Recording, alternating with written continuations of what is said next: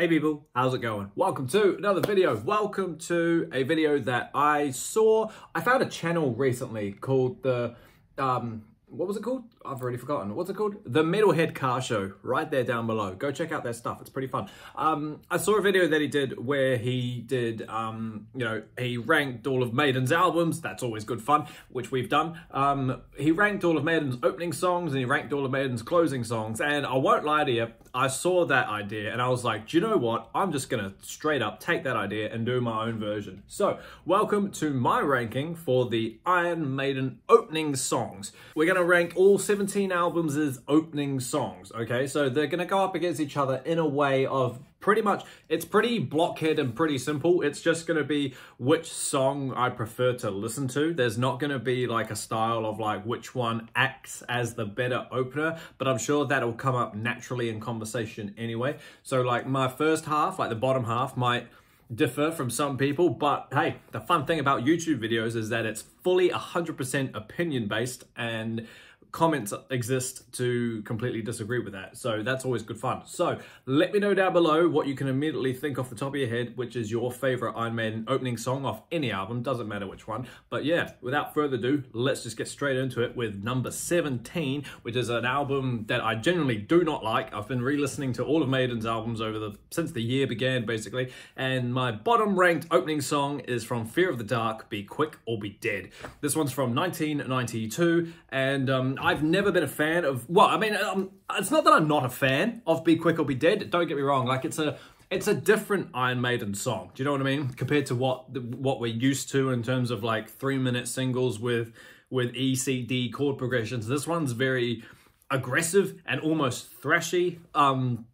Bruce Dickinson's vocals on it are very raspy and very quickly. The video for this song is all over the place. It's absolutely frantic, tick, tick, tick, tock.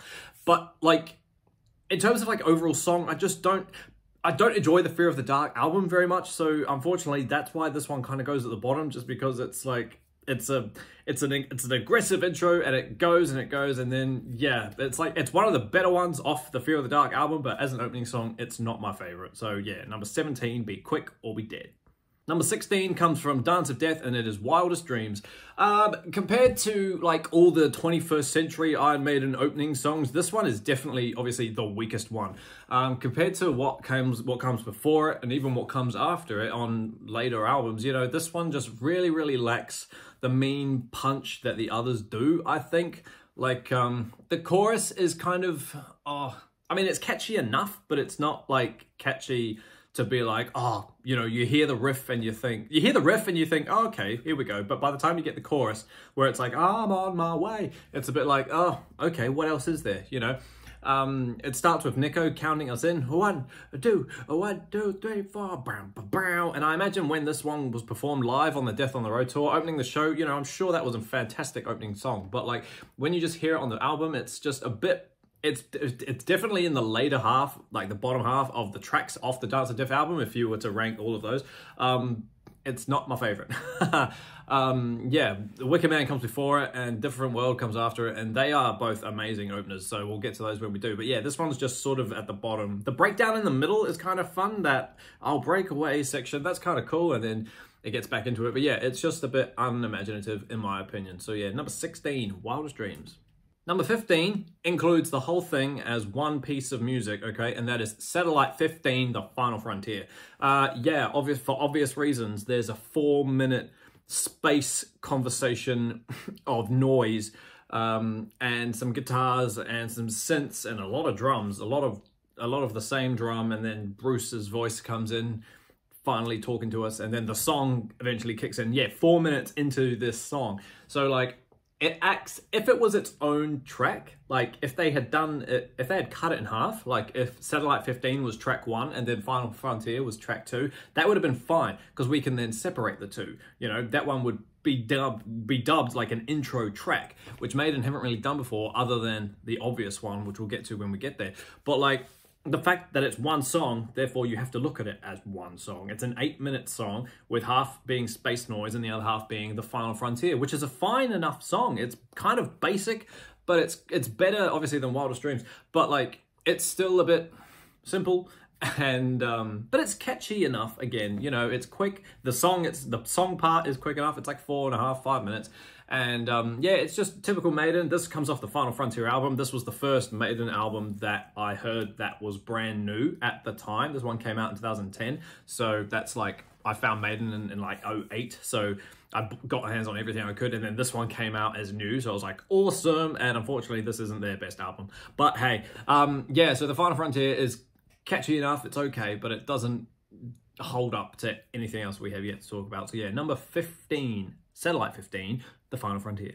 Even though I just made it sound like that obvious opening track is miles away, it's not. It's right here. Number 14 is Killers, is Ides of March from Killers. This is a proper standalone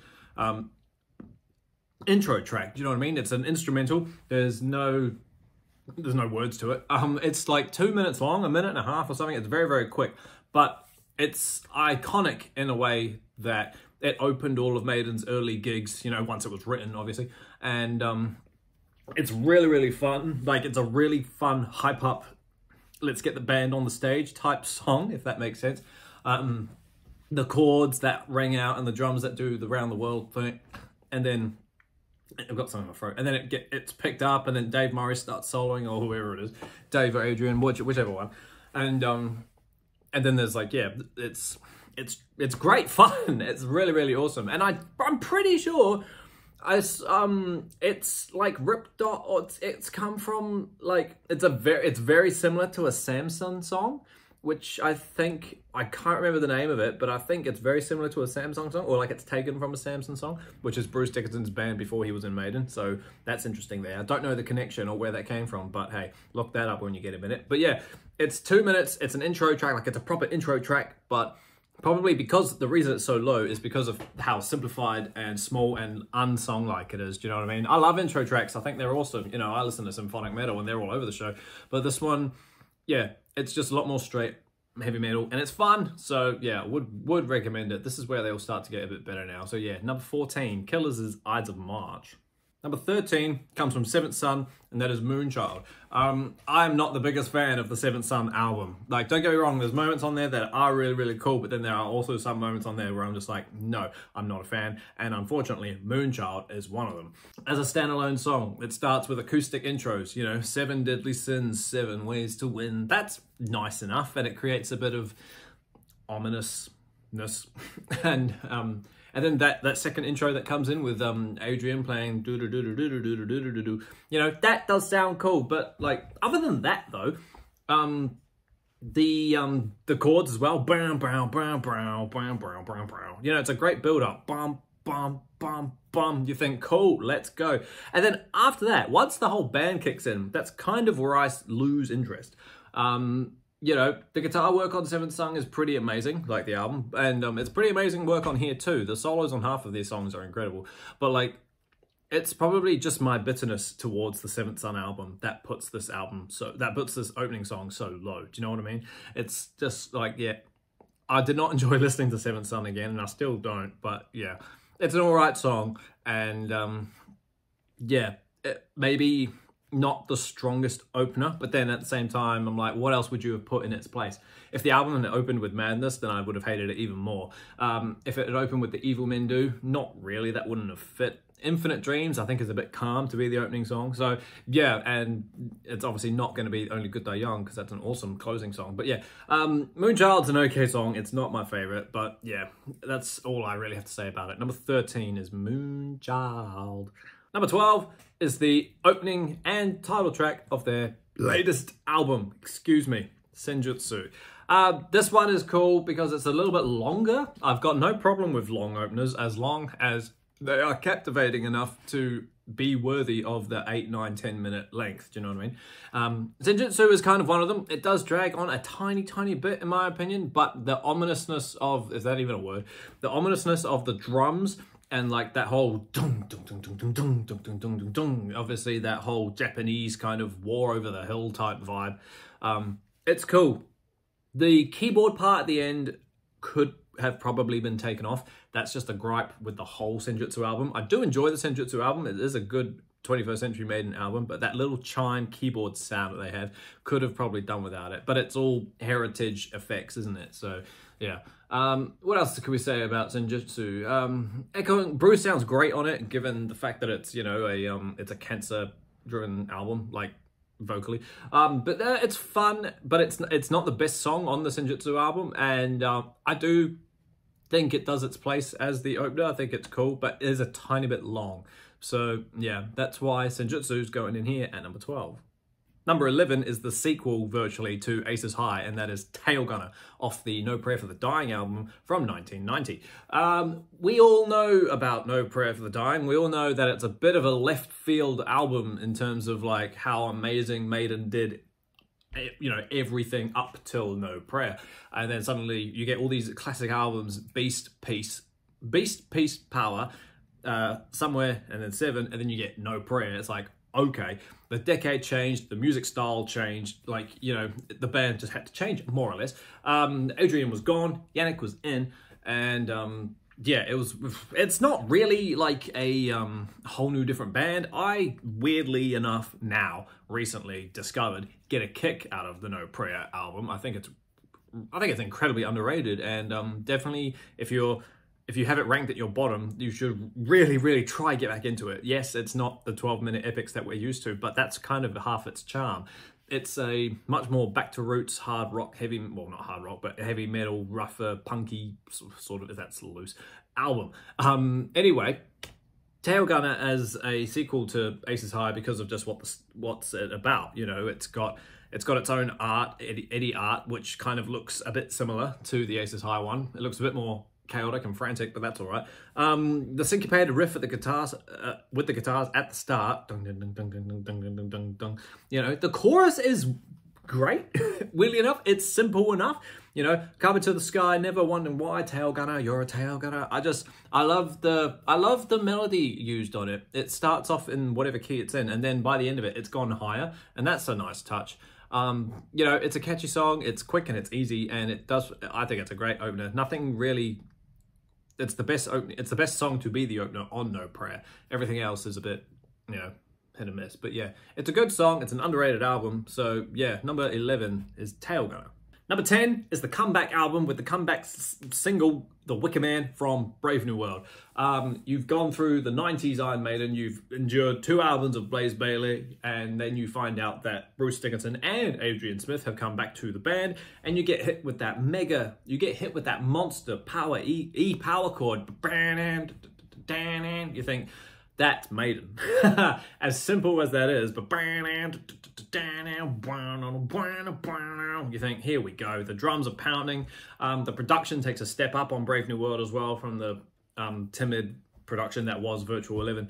But yeah, The Wicker Man is great. Everyone comes back on form. You know, it's a new year, it's a new album, it's a new millennium, it's a new era. So yeah, it's a 6-piece. It's just so full, it's punchy, and it's quick. The chorus is just, you know, the shadow of the Wicker Man is rising up again, your time will come. Very nice. And then it ends with some wohos, because who doesn't love a good woho? You know, it's a crowd favorite and it's awesome. So yeah, Wicker Man is a really good song. It's really short and it's really fun, and it's a great opening song. So yeah, number 10 is the Wicker Man. Number 9 is If Eternity Should Fail from the Book of Souls. I love this one for its epicness. The Book of Souls album is a bit of a try-hard epic album, if you know what I mean, because of the content that they've surrounded it by. The whole Mayan end of the world, well, not end of the world, but the whole Mayan thing, you know. Each song has like its own epic vibe. Even like Speed of Light is easily one of the weakest songs off that album, but like the whole way every song sounds huge. Do you know what I mean? Like, if you look at, obviously, the title track is huge. The Red and the Black is awesome. Shadow of the Valley is great. The Empire of the Clouds, even though it's an 18-minute piano ballad, it still sounds epic and huge. You know what I mean? So, If Eternity Should Fail comes in with this staccato and fugue almost vibe. You know, it's ominous and it's very dramatic, and it's long. It's like 8.5 minutes, but it's a catchy chorus. It's really cool. The solo work on here is awesome. The verses are great. And it was really, really fun to real quick listen to the Mandrake project and listen to the reworked version of If Eternity Should Fail. All Eternity Has Failed, I think. Is that what it's called on the Mandrake project? That's a great album, by the way. Yeah, I do like it, Eternity Should Fail. I saw it live. You know, it was great to look at with Bruce singing about the heart, and then that pot, that cauldron-y thing. That was probably on the title track, actually. But yeah, no, it's great fun. It sets the tone for Book of Souls really, really nicely, and I think it's awesome. So yeah, number 9, If Eternity Should Fail. Number 8 is a song that a lot of people don't actually like, I found out, and I don't know why. Number 8 is Invaders from Number of the Beast. It's not a filler song. Shut up. It's awesome. It's a great, great opening.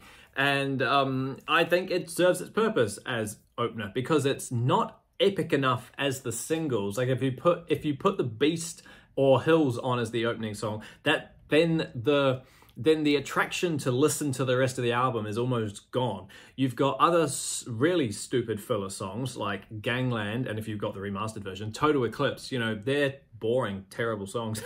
So they wouldn't have fitted in the opening spot. Acacia Avenue is a tiny bit like, it's... Maybe Acacia Avenue could have worked as the opener, but at the same time, it's a bit more intricate and more involved than Invaders. Invaders is just quick, 3.5. It's a song about war, invading, you know, stuff. And it's just a fast-paced thing. It's got that awesome bass fill at the start. So you think, oh, cool. The production of the Number of the Beast album sounds great. And then it's a song to introduce Bruce Dickinson as well, because obviously we hadn't heard him yet. So it was just like, what is this? Invaders! You know, it's a good song. It's fun. It's not a filler. Shut up. And it's my number 8. So yeah, number 8, Invaders.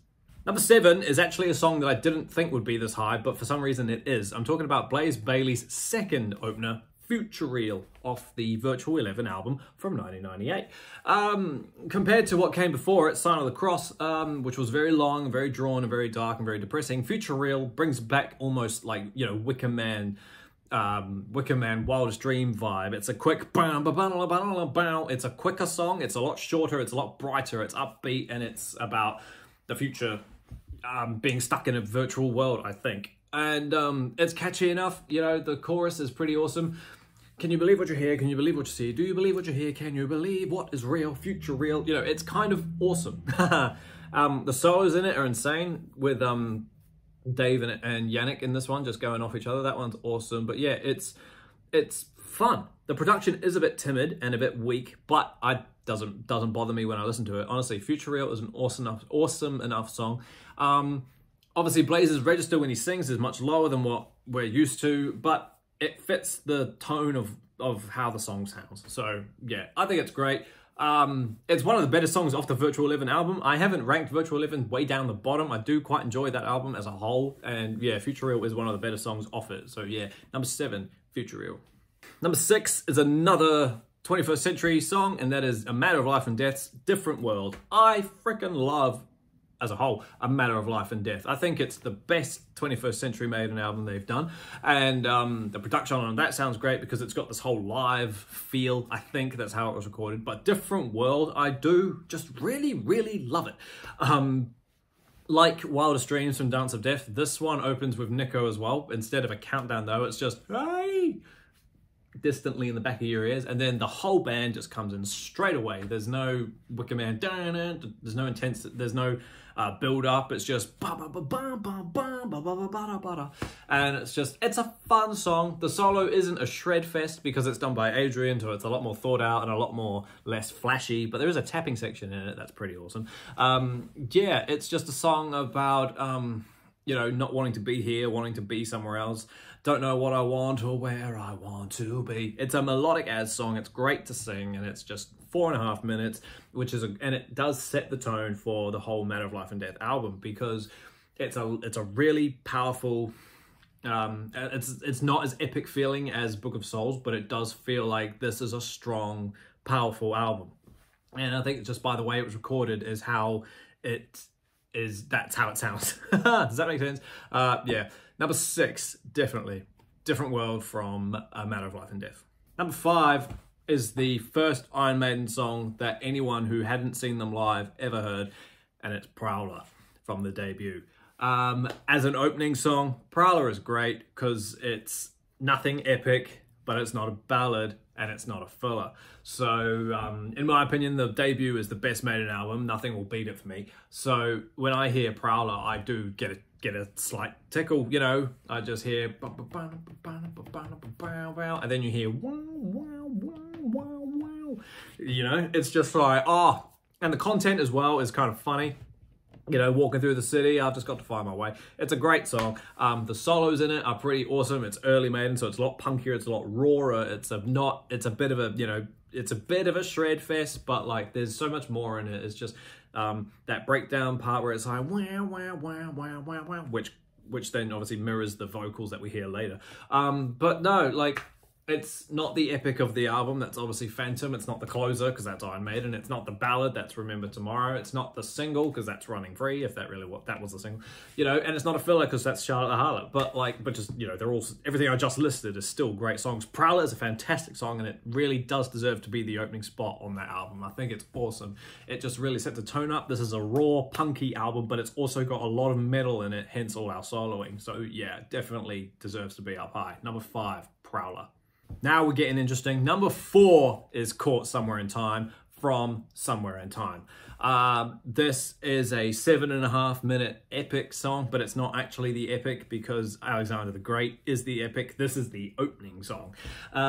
It's a great build-up intro with that whole that whole synthy vibe that the guitars give off in this album, coming straight off the Power Slave album with just the metal chugness. This one's a lot more dramatic and synthy, you know, electronically guitar synth. It's got that like, you know, like it's the start of the gig, do you know what I mean, which we're gonna go see in September this year. I cannot wait to see these Somewhere in Time songs live. I'm gonna freaking die. But yeah, it's the soloing in it is fantastic. It's a long song, but it's a fast-paced song, and the chorus is just Caught Somewhere in Time, you know, repeated. But the verses are fun, and it's just a really, really good song, and it sets the tone up for that album amazingly as well, because it's a fast-paced song, and it's a synth out song, so that's what the whole album sounds like. What's the slowest song on Somewhere in Time? Probably, oh, I was going to say Heaven Can Wait, but even the verse in that's quite fast, isn't it? So, like, you know, the slowest part in the album is probably in Alexander, but, like, it's a fast-paced album, and it's a fast-paced song, so it does do justice so well. Honestly, I'm getting too passionate. Number 4, Caught Somewhere in Time. It's amazing. Number 3 is sort of the complete opposite of Caught Somewhere in Time, where it's upbeat and catchy. Number 3 is Blaze Bayley's first song, The Sign of the Cross. As I mentioned earlier, I don't have a problem with long songs. I think they're great if they're done well, and Sign of the Cross is one of them. I don't mind if long songs are openers, and I think Sign of the Cross is a fantastic opener because it does set the tone up for what you're going to hear on the X Factor. It starts with low choirs and just real brooding, like, baritone voices. It's like, whoa, what's this?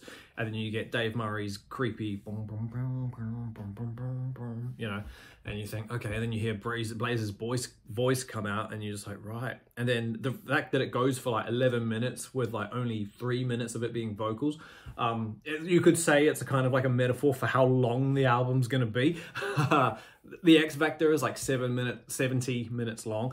So the fact that like the first song's 11 minutes kind of lets you know, like, hey, strap in, it's going to be a while. But yeah, the X Factor album is obviously long, and it's dark, and it's brooding, but I have a soft spot for the X Factor. I just really like it. I just think it's a great album. So yeah, I really like Sign of the Cross because I love Maiden's long, epic stuff. And Sign of the Cross is just one of them. The fact that you can write an 11-minute song and have 3 minutes of it being vocals without the listener getting bored of your, like, the melodies and the music that you've put in it is just fantastic. I think it's amazing. So yeah, number 3, Sign of the Cross from the X Factor. Number 2 is Aces High from Power Slave. Like I said before when I was mentioning Tail Gunner, Aces High is kind of like the perfect opening song. It's 4.5 minutes, but there's a lot going on in there. It's a song that's, again, a fast-paced song. It's about a fast-paced thing, you know, planes taking off the runway to go and have fights in the sky.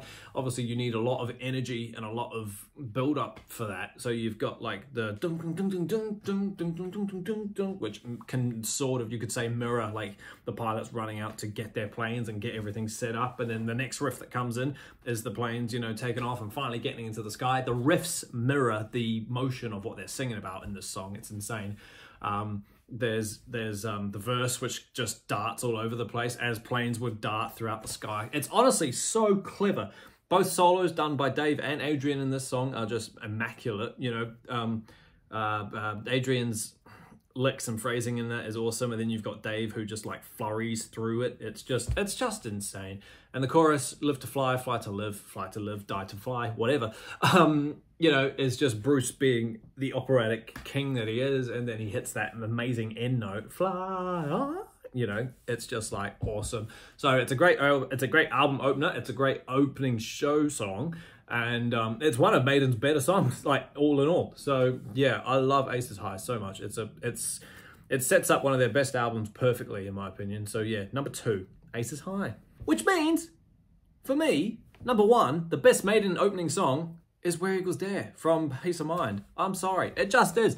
You can't, like, you put the disc in, you play the vinyl, whatever, you press play on Spotify thinking, okay, we've heard Number of the Beast, and it's a great album, so what could possibly come next? And then you get hit with, you know, boom, we have a new drummer. Why not make him be heard first? You know, it's a kick the doors down kind of song that makes you go, look who's arrived.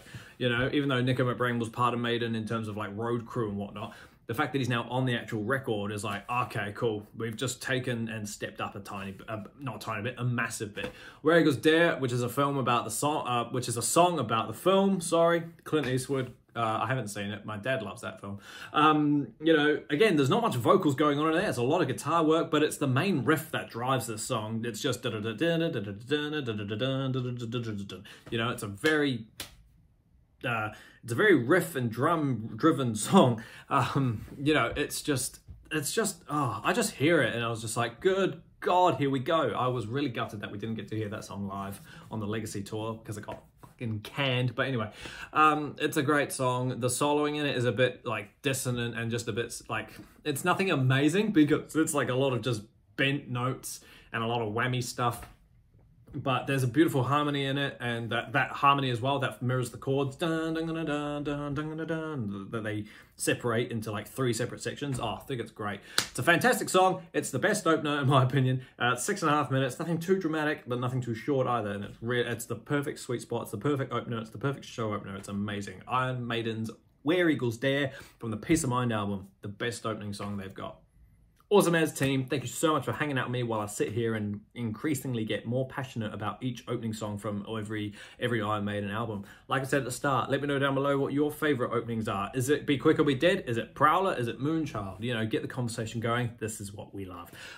So I've done the opening songs. I'm next gonna do the closing songs, and then just for fun, I'm gonna do the title tracks as well. So that will be fun. I'm excited for that. We'll get those out in the later weeks. But until they appear, everybody, stay inside, stay safe. Go on, hit the sub button. Get me up to 700, and I'll see you all in the next video. See you later.